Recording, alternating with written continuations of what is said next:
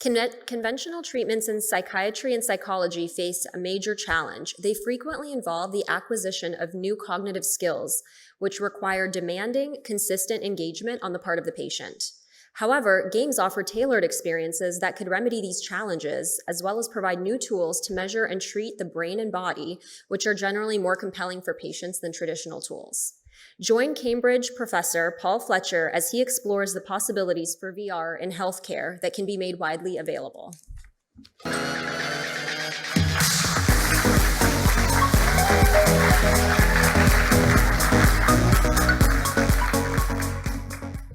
Thank you very much indeed. I've never had a whoop before.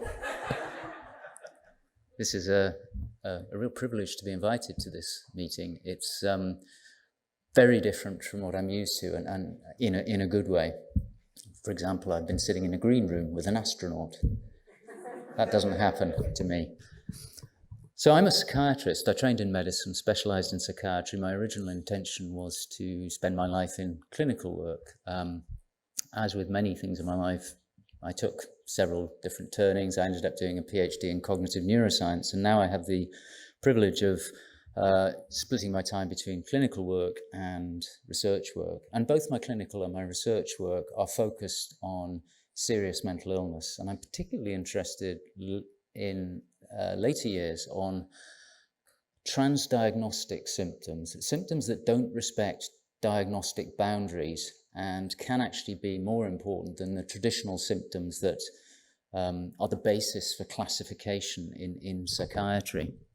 And a particular set of symptoms that really is important to me are stress and anxiety and fear, which we see across the diagnoses, and we see them in clinical and non-clinical help-seeking and non-help-seeking groups. And if we can do something about those, I think we have a chance to make a big difference, even with small effects.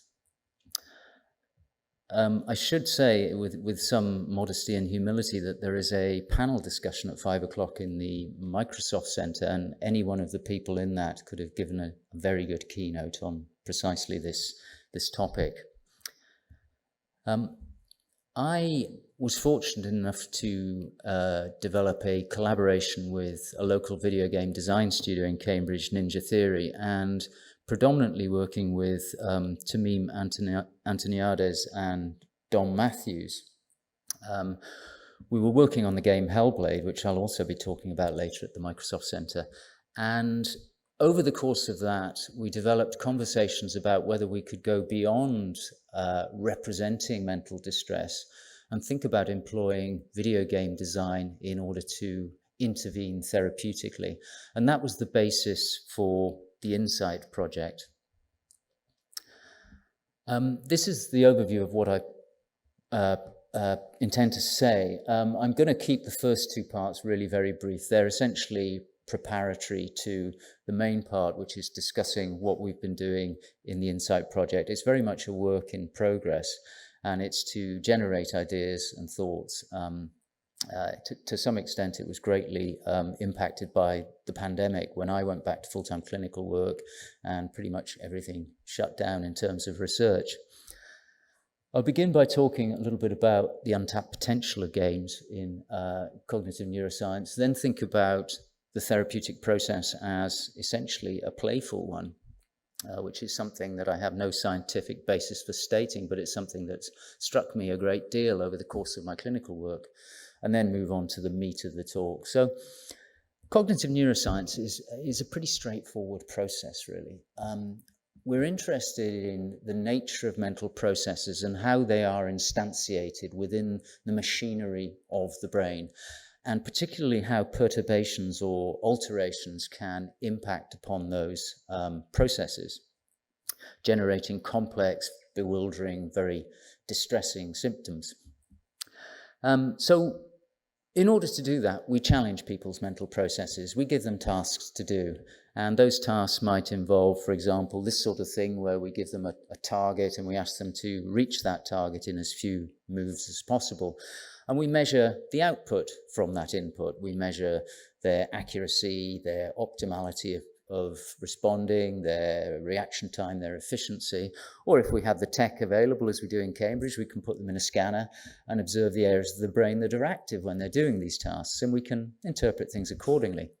But ultimately, the degree to which we can be precise and specific in understanding the processes that we're engaging, and the degree to which we can generalize those to the outside world, are fundamentally determined by the nature of the tasks or the challenges that we give them.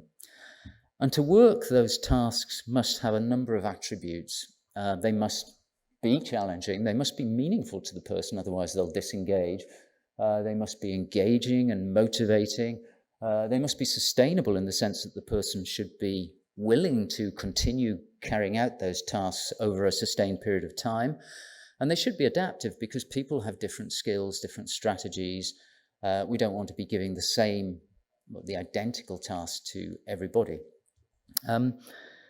So in essence, the things that make our tasks good are the sorts of things that make games good. So we design games, but we're terrible at it. I have to pay people to play my games. They won't do it for any length of time, and the consequence of that is we're hugely limited in the degree to which we can properly challenge mental processes and understand them. So that's one point I want to make as a background. The second is this notion that play is a core part of therapy. For me, the successful therapeutic process involves a high degree of engagement, of participation, of exploration. Therapy ultimately is learning. And by that, I don't mean it's a transactional relationship between the therapist who gives the information and the client or patient who receives it. It has to be something that emerges from an exploratory or a discovery-based approach.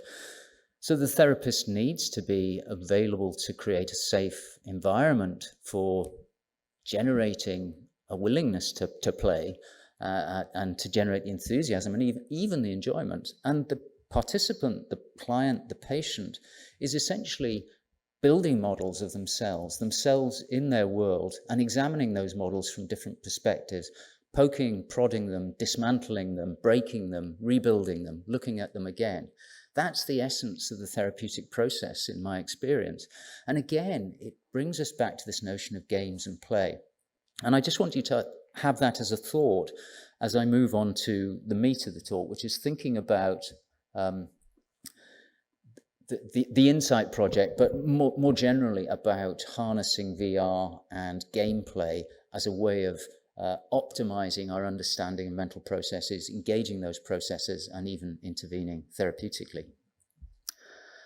I want to begin with a brief digression into the neuroscience of anxiety. This is at a very conceptual, non-empirical level. Psychiatry has been dogged for decades and decades, as many of the brain-related sciences have been dogged, by an essential dualism that people suggest began with René Descartes, a fractionation between the mental and the physical. Descartes famously used a method of doubt in which he decided to dispense with everything that he could possibly doubt until he came down to that one irrefutable, indubitable truth, which for him was that I think, therefore I am. I cannot doubt that I am if I think. Cogito ergo sum. Now, rather unfairly, I think Descartes' been blamed for this dualism across the mental and the physical, because in coming to that conclusion, he created, they say, a schism between mental processes and physical processes. And unfortunately, that's something that psychiatry has really failed to dispense with. Psychiatry has a very proud history of saying stupid stuff. I'm sure you're aware of that. The laughter of recognition. And it says stupid stuff in lots of different ways. You know, there's a range of variety of stupidity that we can come up with. Thomas Saz was pretty good at it. He suggested that mental processes have no physical basis at all, and therefore the notion of a mental illness has no meaning at all. He never changed that opinion.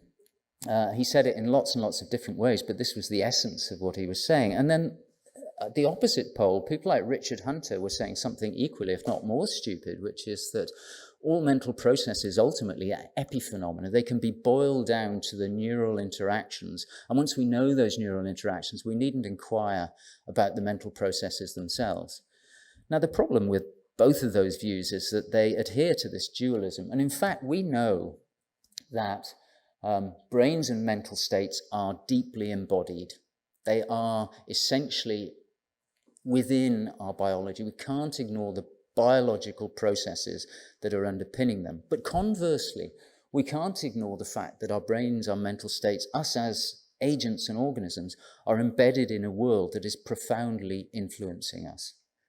To have any sort of clear distinction between brain and body and world is actually ultimately meaningless, because embodiment and embeddedness interact. The bodily signals that we have shape how we respond to the world, but at the same time, the external world shapes how our bodily signals affect us.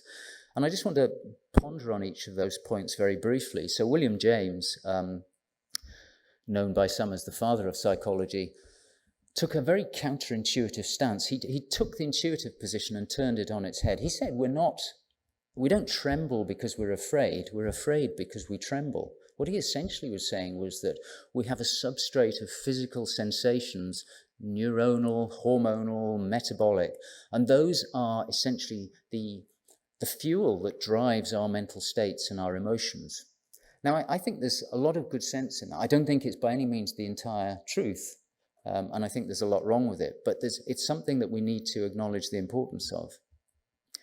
Conversely, our brains cannot be separated from the world within which they attempt to survive and thrive.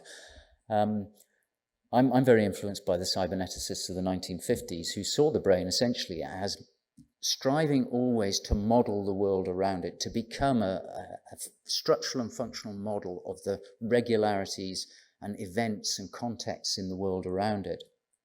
And if we look at something like the dopamine system, I mean, a lot of rubbish gets talked about dopamine, and I've talked some of it, I must confess. But I think what I'm about to say is true, which is we know that the mesolimbic dopamine system gets very excited when there's an unexpected reward or a punishment in our environment, something that is motivating and salient.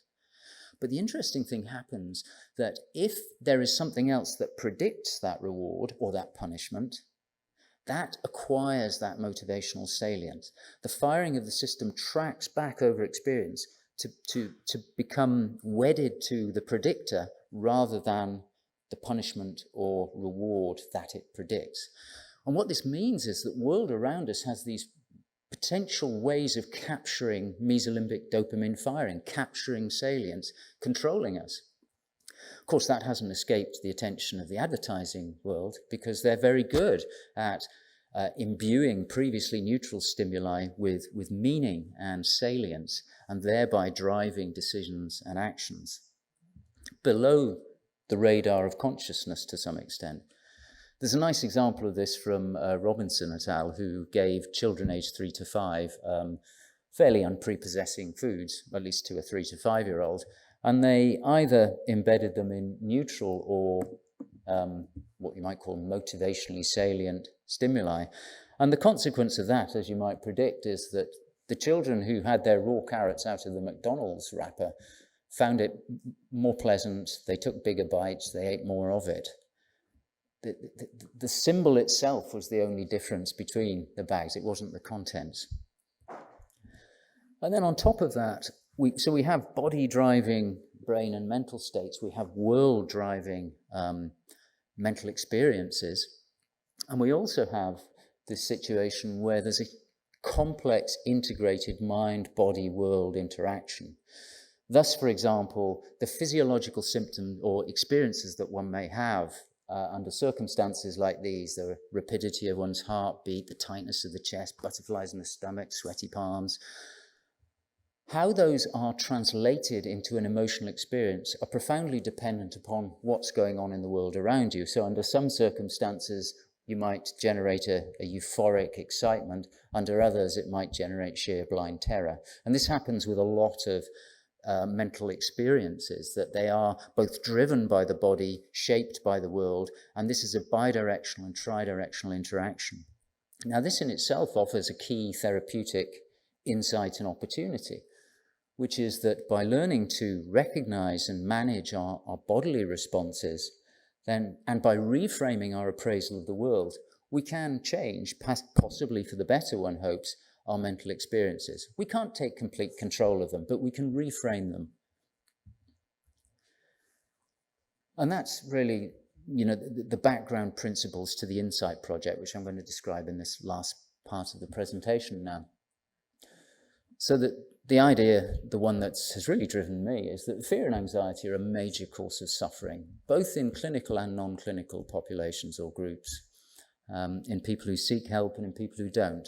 If we could make even small impact upon people's ability to manage anxiety and fear, we could appreciably improve quality of life in quite a number of people, if we can find ways of doing that.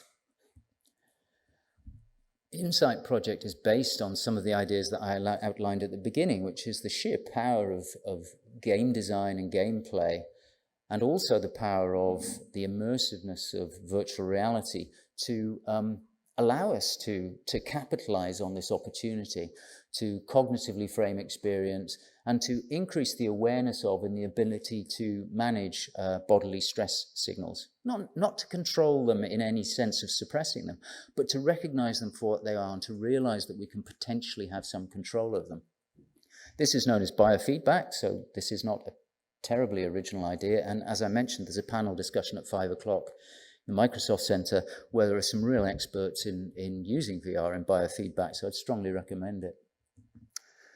So the Insight project has really worked across 3 phases, rather interrupted by the COVID pandemic, as many things have been. And the first thing we wanted to do was to try and fingerprint or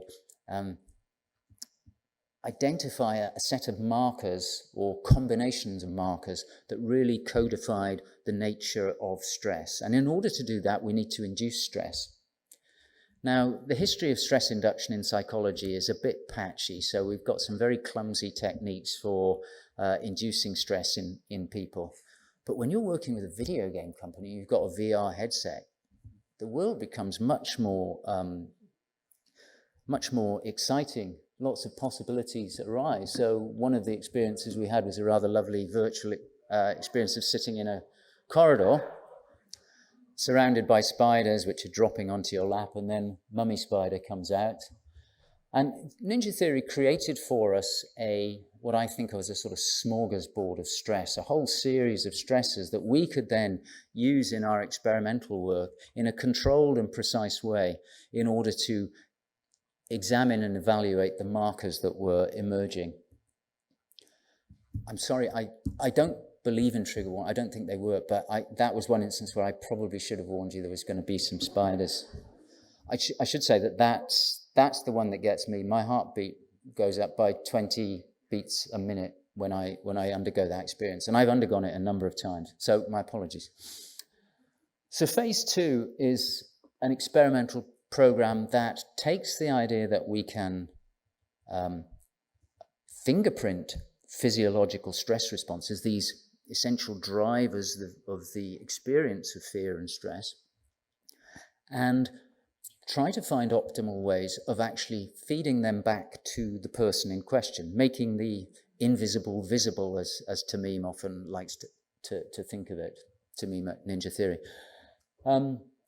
And there are a number of ways we can approach this. And once again, the value of working with game companies in order to do this is huge.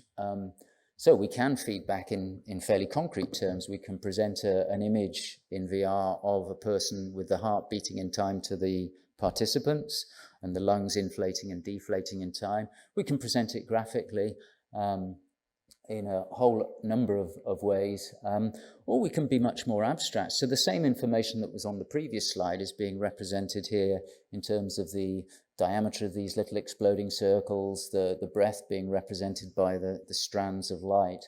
So there's ways of presenting the same information in different and potentially more compelling ways. What we're wanting is, as I say, to make the invisible visible, so the person is getting some feedback on how their body is reacting at that time, so that they can begin to learn to link the feelings to the object patterns.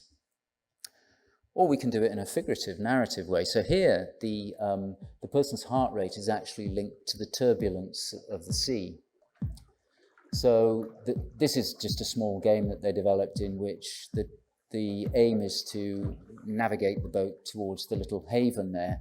And the higher your heartbeat is, the more difficult that is because the water's more turbulent. So by controlling your heartbeat, you can successfully negotiate that. So phase 3, which is the last part I want to talk about, is essentially prototyping a game which is very, very simple in its approach. It's essentially, we wanted to create a training phase in which people learnt within a comfortable, indeed pleasant setting, the sorts of techniques that they could use to control their physiological responses. In the instance I'll demonstrate, it was just through breathing.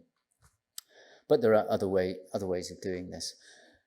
And having acquired that capacity, that knowledge, ability to manage it, we then wanted to test how they could do it in a stressful situation. Now, a lot of biofeedback training is done in fairly relaxing, non-stressful situations. But of course, if you want to control your stress responses, you want to be able to do it when you're stressed, naturally enough. So we wanted a scenario in which the person is being driven by a stress in VR, and their job is to try and control that stress. Now, the scenario we came up with was that they are trapped in a dungeon. They are strapped to a chair. They have a sort of headset on which is reading out their heart rate, and they're being stalked by a predatory creature whose eyesight is occluded, so it can't see them, but it can smell their fear. So the only way in which they can escape detection and death is to keep a sort of a ceiling on their physiological responses. So here's the boat scenario. Is being driven by your own biometrics. The faster your heart beats, the slower the boat moves. Let's try an exercise to see if you can lower your heartbeat. I'll ask you to breathe in through your nose for 5 seconds. Then hold your breath for 5 seconds. Then breathe out through your mouth for 5 seconds. This is fairly standard box. Get ready. Breathing patterns. Breathe in. Now hold. Breathe out. Breathe in. Now hold. Breathe out.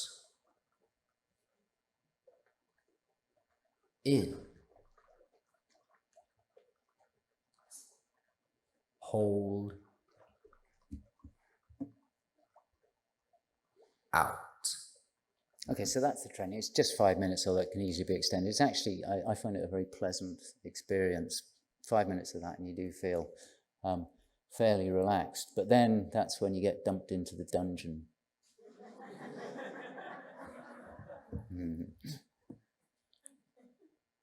So you've got green, amber and red. Green is safe, amber is danger, red is death.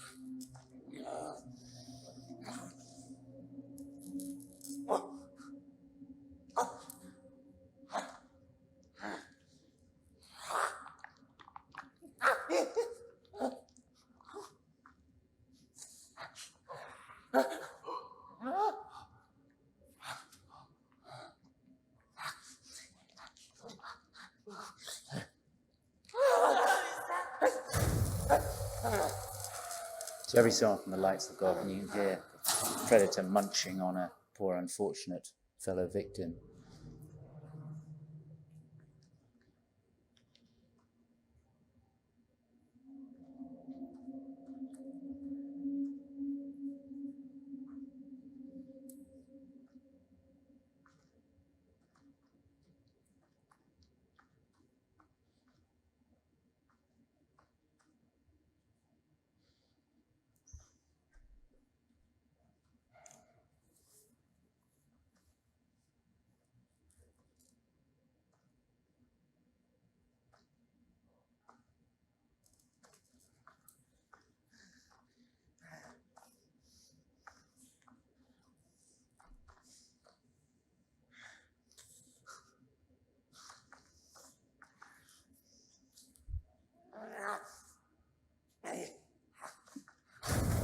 So obviously the heart rate had gone up and they were dead. This not suitable for everybody.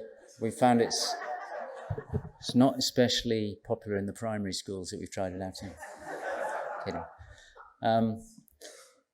But you know, it works for generating stress. You can hear it sniffing around you behind, and you really do have to work at managing that stress response. And we can collect a number of pieces of data. We've tested over 100 people on this now. And we can see that moving from the boat to the dungeon, I won't go into the details here, we see a huge variability in the degree to which people are able to adhere to the breathing regime because we're monitoring breathing. We see a big increase in heart rate across the board and a decrease in heart rate variability. Interestingly, the degree to which they're able to adhere to the breathing regime does seem to modify their cardiovascular stress response. We also see changes in the growth mindset. So people coming out of the training scenario do seem to have more of a sense explicitly that they do have the capacity to control anxiety. All of this is very early, and I don't want to hang my hat on anything. So I just want to close by making a couple of observations. I hope I've made the point that gameplay, game design, has a huge part to play in the development of cognitive neuroscience. The existing approaches that we've taken over the last few decades, including in the context of very sophisticated imaging, the actual tasks which are our rate-limiting factor, they are what really hampers us. Those have been lacking in the ability to really engage people and to be ecologically valid. And I think this has become thrown into even starker relief as our models of how brain, body, and world and mind interact and integrate. As those have become more nuanced and sophisticated, the deficit in our tasks has, to me, become much more apparent. And I think when we move on to think about therapeutic opportunities, even more so. So I do think that games in association with VR can take us into a situation where we have the precision and the controllability of the lab or the clinic, but we have the vividness and the narrative and the meaningfulness of the world. Now, it's not a panacea. I think there are lots of problems to be solved, but I certainly feel very excited about the possibilities. But my final word is that we need to be careful. We need to be very humble about what we're saying we can and can't do. I see this as an adjunct approach to people who want to work at managing anxiety. I think it could be helpful for some people. I don't think it will be helpful for all.